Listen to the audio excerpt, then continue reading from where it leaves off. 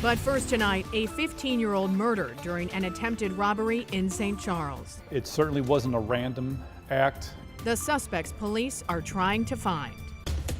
Good evening, I'm Ann Allred. And I'm Mike Bush. The shooting happened last night in a residential neighborhood near the intersection of Oak and Perry. A 17-year-old boy drove the girl a few blocks away to St. Joseph's Hospital, where she died. Our Laura Barczewski talked with investigators tonight. Laura. Mike and Ann, St. Charles police tell me both teens are from Lake St. Louis. They went to that intersection to meet two men who suddenly opened fire. While they are still investigating what that meeting was about, they believe this was not a random attack. It wasn't like these teenagers were just driving down a street and were just haphazardly approached by these individuals. St. Charles police say just before 9 o'clock Saturday night, a 15-year-old girl and 17-year-old boy drove to St. Charles to meet two men near Oak Avenue and Perry Street. When they arrived at that location and were approached by the two individuals, they announced their intent to rob them.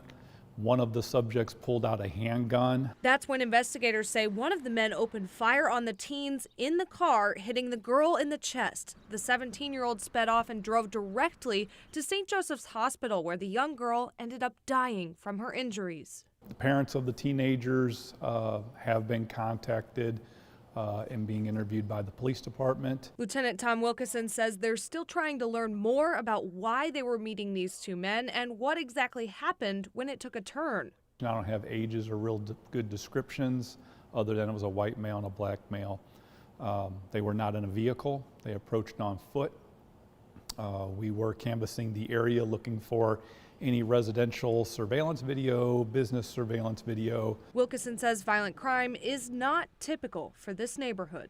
St. Charles is not immune to violent crime, as evidenced by this incident.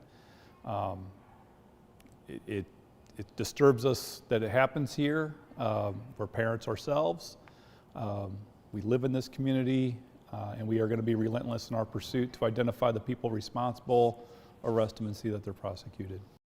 I went to the neighborhood earlier tonight. The neighbors we talked with say they were not home at the time of the shooting. Police are asking for anyone with surveillance video near Oak Avenue and Perry Street to send it to them as soon as possible. You can reach detectives at 636-949-3309. Mike. Laura, thanks.